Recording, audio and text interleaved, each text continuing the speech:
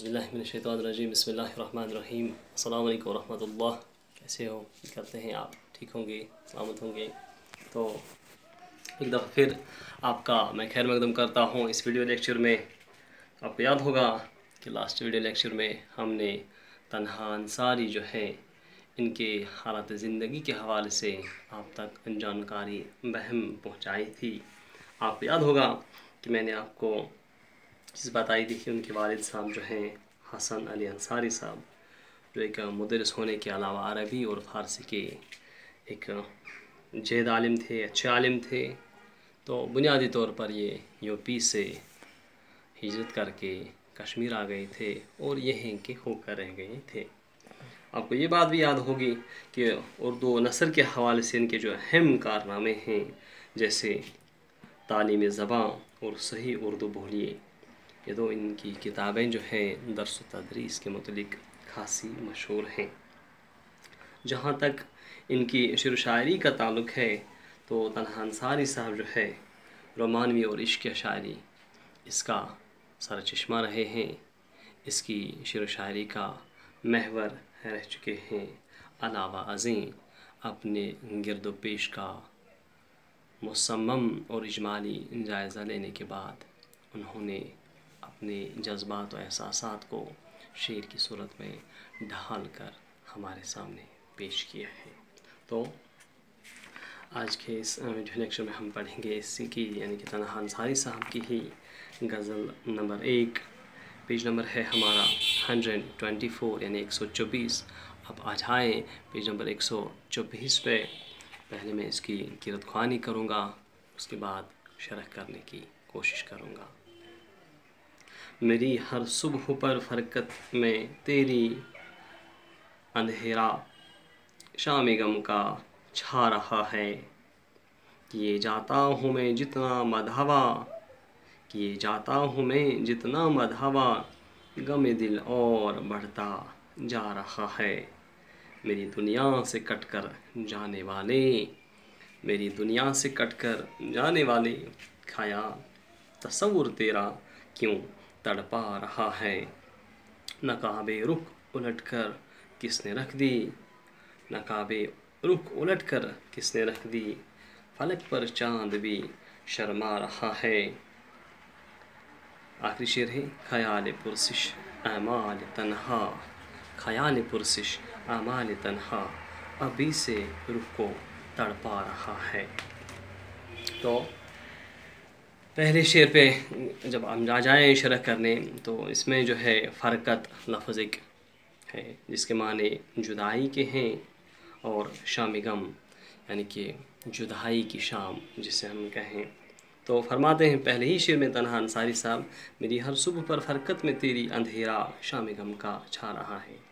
अपने महबूब से मुखातिब होते हुए फरमाते हैं कि ऐ मेरे महबूब, मेरी हर सुबह, वो सुबह यानी कि जो आपकी जुदाई में मैं गुजार रहा हूँ, मुझे ऐसा लग रहा है जैसे मेरे लिए ये सुबह बाद सबा का पैगाम नहीं लेकर आए है, बल्कि अंधेरा यानी शाम का पैगाम मेरे लिए लाई है। जैसे मेरी ज़िंदगी के लिए कोई नई मुसीबत आ चुकी है।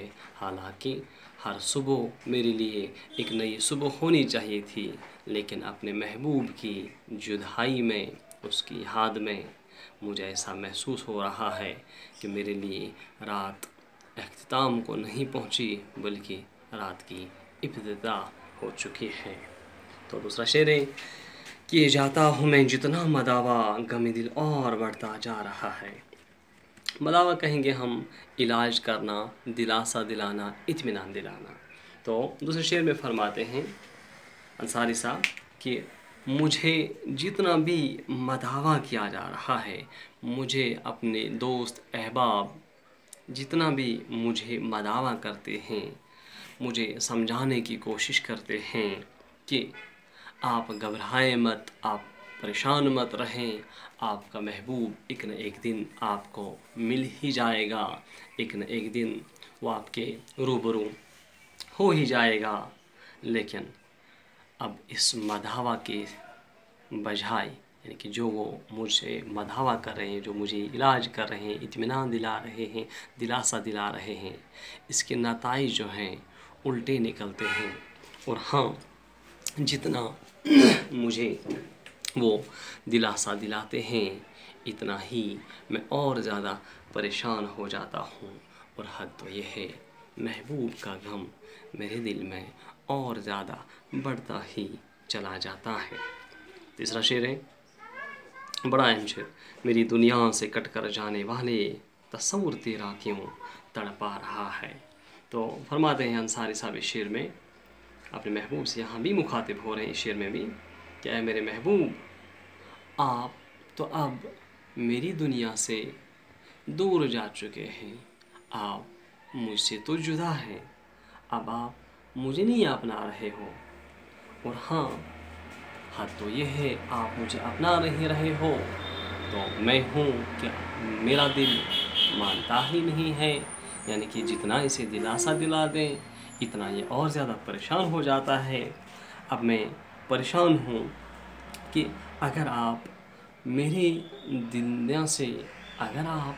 دنیا سے دور چلے جائیں، یہ میں برداشت کر لوں، ایسا تو ممکن ہی نہیں ہے۔ کیوں؟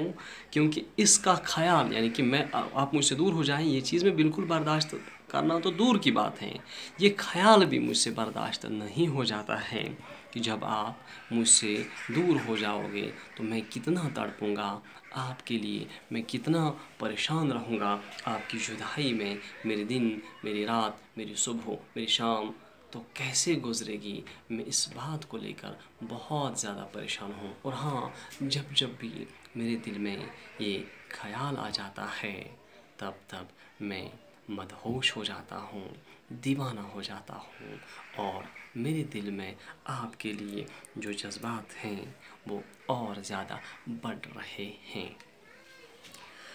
ایک اور شعر ہے، نقاب رخ الٹ کر کس نے رکھ دی، فلک پر چاند بھی شرما رہا ہے۔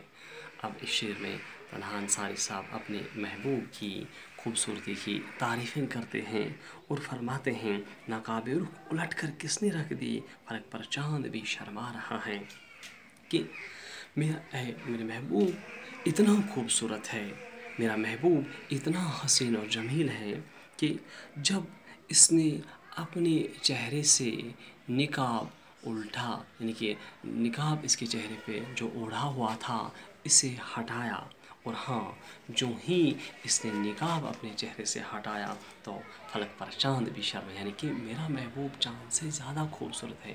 اور ہاں، جب چاند نے اپنے سے زیادہ کسی اور کو خوبصورت دیکھا اور یقیناً وہ شرم کے مارے پانی پانی ہو گیا۔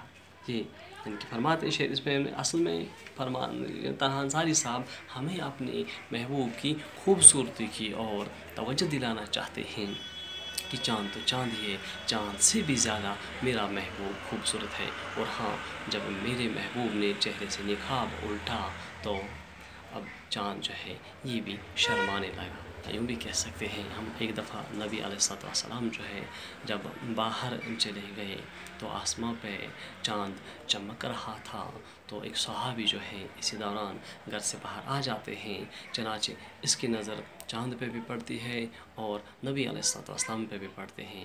اب وہ صحابی جو ہے پریشان ہوتے ہیں اور فرماتے ہیں کہ اب مجھ سے یہ چیز، میں اس چیز کو اخذ نہیں کر سکتا تھا کہ کون زیادہ خوبصورت ہے، چاند یا نبی علیہ السلام۔ بلا شبہ اب جب اس نے چاند کو بھی ٹٹولا اور نبی علیہ السلام کی مبارک شکل جو ہے اس کو بھی دیکھتے رہے، یہاں تک کہ وہ اس نتیجے پہ پہنچا کہ نبی علیہ السلام جو ہے چاند سے زیادہ خوبصورت ہے۔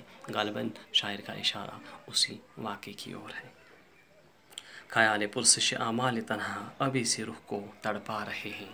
تو آخری شعر ہیں، تو فرماتے ہیں اس شعر میں طلحہ انصاری صاحب کہ صنف اعتبار سے اگر ہم دیکھ لیں، شاعر اب ہم سے رخصت ہونا چاہتے ہیں، اب یہ شعر جو ہے مقطع ہے، یعنی کہ آخری شعر۔ تو عموماً شاعر جو ہے اس میں اپنا تخلص استعمال کرتا ہے، یہاں بھی شاعر نے اپنا تخلص یعنی تنہا استعمال کیا ہے۔ تو فرماتے ہیں کہ اے میرے محبوب کہ خیال پرسش اعمال تنہا ابھی سے رخ کو تڑپا رہے ہیں، جب میرے دل میں یہ خیال آ جاتا ہے کہ اب میرے اعمال جو ہیں کتنے اچھے ہیں، مجھے اپنے اعمالوں پر نظر ہے، میں نے کون سا نیک کام کیا ہے اور کون سا کام کیا ہے ان پہ نظر ہے مجھے۔ کل جب مجھے اللہ کے حضور کھڑا ہونا ہوگا تو میں کون سا منہ لے کر وہاں حاضر ہو جاؤں گا۔ اور ہاں، جب یہ میرے دل میں یہ خیال آ جاتا ہے، میرا روح کانپ اٹھتا ہے، تڑپ اٹھتا ہے کہ میں کون سا منہ اور کون سے اعمال لے کر اللہ کے حضور کھڑا ہو جاؤں گا اور وہاں کیا جواب دوں گا اپنے اعمال کو لے کر۔ تو میرے خیال سے آج کے اس ویڈیو لیکچر میں اتنا ہی کافی ہے۔ تو بورڈ پہ مشکل الفاظ جو غزل نمبر 1 میں ہیں تو آپ کی آسانی کے لیے میں نے ان کے معنی وغیرہ جو ہے لکھ دیے ہیں۔ امید کرتے ہیں آپ کو یہ ویڈیو پسند آ جائے گا، تو آپ کو یہ شرح جو ہے سمجھنے کی کوشش کر لو گے۔ تو آنے والے نیکسٹ ویڈیو میں آپ ہمیں اپنے کمنٹ سے نوازو گے۔ تب تک آپ سے اجازت چاہیں گے، وداعی چاہیں گے۔ فی امان اللہ، اللہ حافظ و ناصر۔ السلام علیکم ورحمۃ اللہ۔